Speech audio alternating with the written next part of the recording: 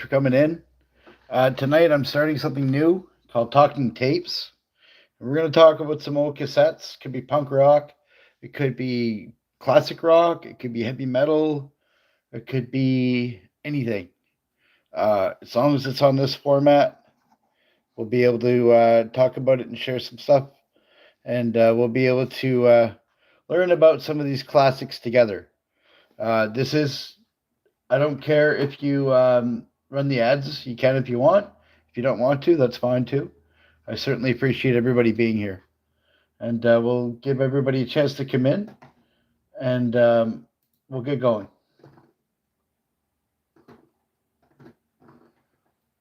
So, if you don't know, this band is very important to me. It's one of my favorite bands. And I've been a big fan of the Misfits for a long, long, long time.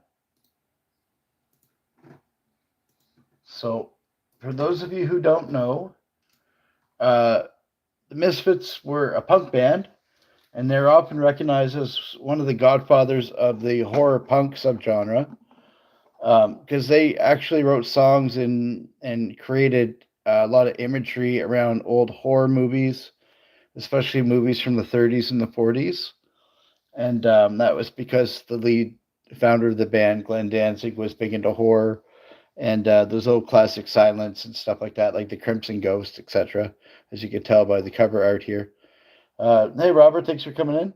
Just uh, just talking about this album and a little bit about the band The Misfits. And you'll notice behind here there's some other things we'll talk about in a minute. Just getting everybody a chance to come in. And I appreciate everybody spending a little bit of time with me on Thursday night. I certainly know time is valuable, and you're choosing to spend it with me, so I certainly appreciate it. Um, if you don't know, the band was formed in 1977 out of Lodi, New Jersey, which is about 11 miles northwest of New York City. And it was founded by the vocalist, songwriter, keyboardist Glenn Danzig, who some of you guys might know from other bands, like Danzig, for example. and shortly after Glenn got into starting this band, the bassist Jerry Only joined, and they became pretty much the core members throughout all the different lineup changes from 77 to 1983 when the band broke up. Jerry Only's brother Doyle would end up joining the band later on in their career and recorded the Walk Among Us album and the Earth AD album. So that was a pretty significant moment. Thank you, Cindy Cat. I really appreciate that. That's very nice.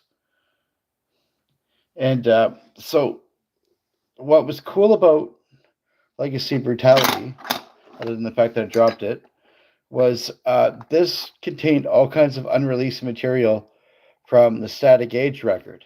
So, in order for you to understand this album, you need to kind of back it up a little bit and go to the Static Age album.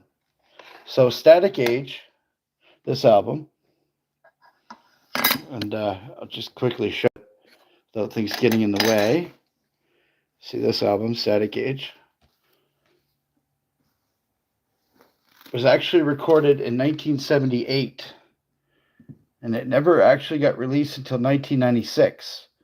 There's a whole bunch of reasons why. We could talk about that as well a little bit. But this material from the Static Age sessions was actually overdubbed and re-released and put on this record. So it's kind of cool because up until this time, nobody had heard this material from this album at all, unless it was a bootleg. And this actually has reverb in it and some additional overdubs and stuff. And I want to talk about that a little bit as well. And thanks everybody for coming in who's new in the chat. I really appreciate it. So the Static Age sessions, so from this record here, so I'll put it behind Static Age. And this is the Beware record. So Beware was from 1980. And we'll talk about Beware sometime else. But the Static Age record, this one, uh, was recorded because, and it's kind of a cool story, uh, Glenn Danzig owned a record label called Blank Records. Hey, thanks for coming in, Jameson. And Blank Records actually had a single called Cough Cool, and that came out in 1977 in August. And a couple of years later, Mercury Records would actually go and use their own version of Blank as an album, uh, independent label. And anyway, they weren't aware that Danzig held the trademark for Blank Records. So Danzig and Mercury Records came up with an agreement that he would sell them the name and the rights to Blank Records for in exchange 30, I think it was 30 hours of studio time. And they were able to record the sessions for Static Age. And so between January and February 1978, hey Xavier, thanks for coming in. The band consisting of Glenn Danzig, the guitar player Frenchy Coma, bassist Jerry Only, and the drummer by the name of Mr. Jim. They recorded 17 songs at CI Recordings in New York City with the engineer David Achilles. So this stuff from this album. And only because they had 30 hours in the studio, they recorded everything live off the floor, and they only overdubbed a few tracks. There wasn't very many takes. It was literally recorded right off the floor. And it was 14 of the 17 songs would be released in the Static Age record, and this came out in 1996. So this came out way, way, way after it was originally supposed to, because Mercury was supposed to promote the album, and they didn't. And the material got bootlegged over the years. And after they broke up, Glenn Danzig took that material from that record and started work on this, the Legacy Brutality record.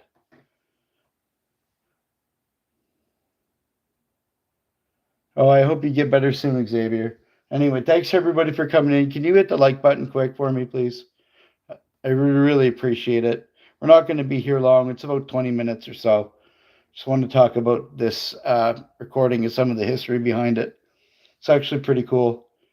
And so in 1985, Glenn Danzig took this material and used session players and all kinds of tricks and studio tricks and overdubs and everything else, and basically re-recorded parts of this material, but either himself or using an uncredited session players. So, to get into this a little bit, I'm going to talk about the printing of this because this is the first printing of Legacy of Brutality. And this came out in 1985 in September. And besides the Misfits box set, which is when this got released, the Static Age, this is the only official recording that had the Who Killed Marilyn and American Nightmare tracks.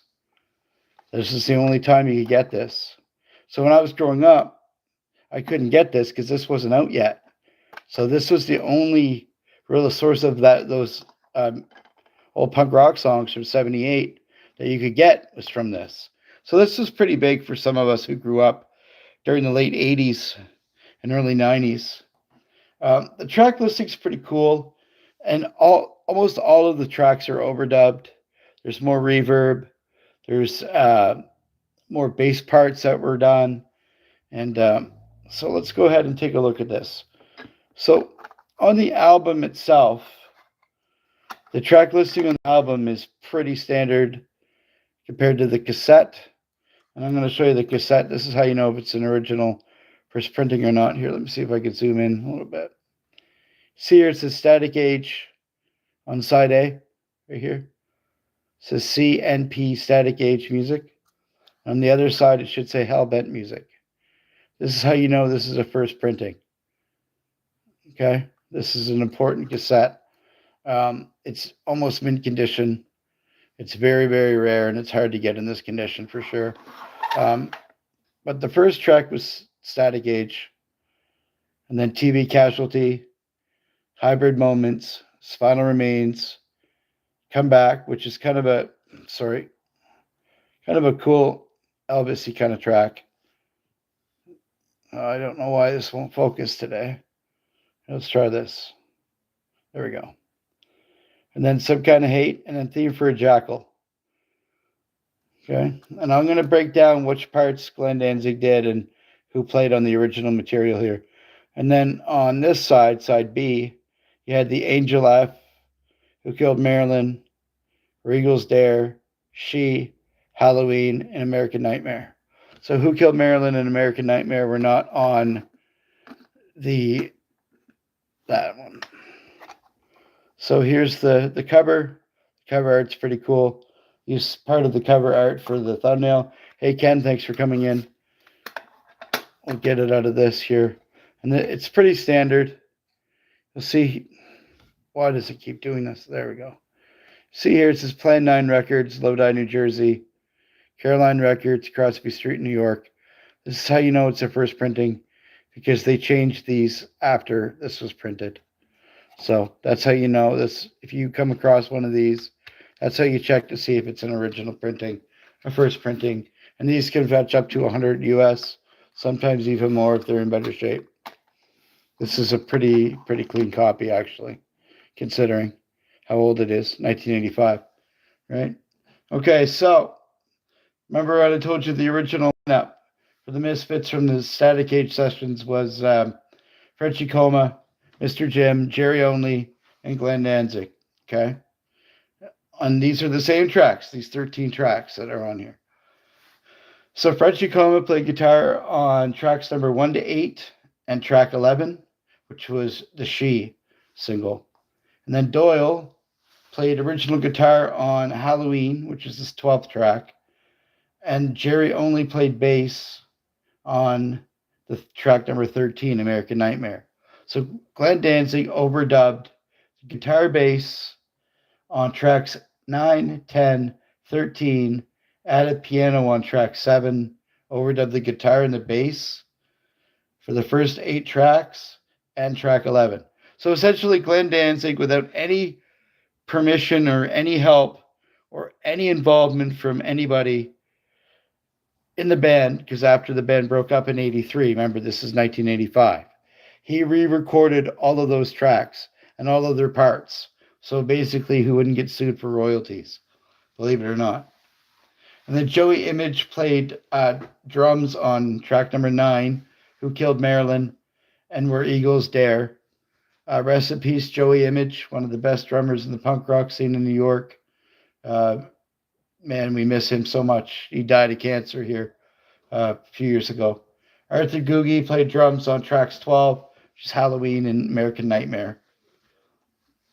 And the rumor is, and this was sort of semi-confirmed by Doyle, who played guitar for Danzig and with the Misfits and still plays guitar. He basically admitted Danzig wrote all of the music and the lyrics for the Misfits, and he is therefore likely entitled and justified to remixing the tracks and playing the instruments himself. So please keep in mind that these tracks are recorded as far back as 1978 and were therefore unavailable. That's from Doyle himself. So Legacy was released in 85, and no other Misfits material was released until 1996 when the box set came out, and this album came out, Static Age, which is the originals of the stuff that's on here. This is the original version. It's more raw. There's less overdubs. There's less reverb. It's very, very crunchy, and it's more authentic to what the Misfits are actually doing during that time versus what Glenn Danzig sort of surgically altered and remastered during the Legacy of Brutality recordings.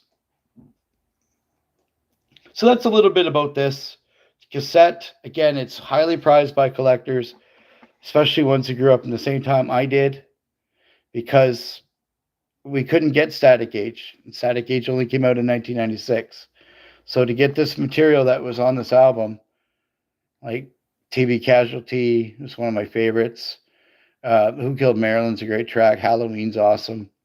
American Nightmare is cool. Where Eagles Dare is a really cool punk rock song. Hybrid Moments. So this is, again, more slick, more studio produced versus the Static Age record, which we will cover in one of the future Sunday podcasts on Vintage and Voltage. But it's only shiny here because of the so that's a cellophane wrap on it. This is a really cool recording here as well. So, and then behind is the Beware record. So the Beware EP. This came out in 1980, and it featured some of that other material from the Static Age sessions. And that was another cool story behind that. But I don't want to get too far down into that rabbit hole.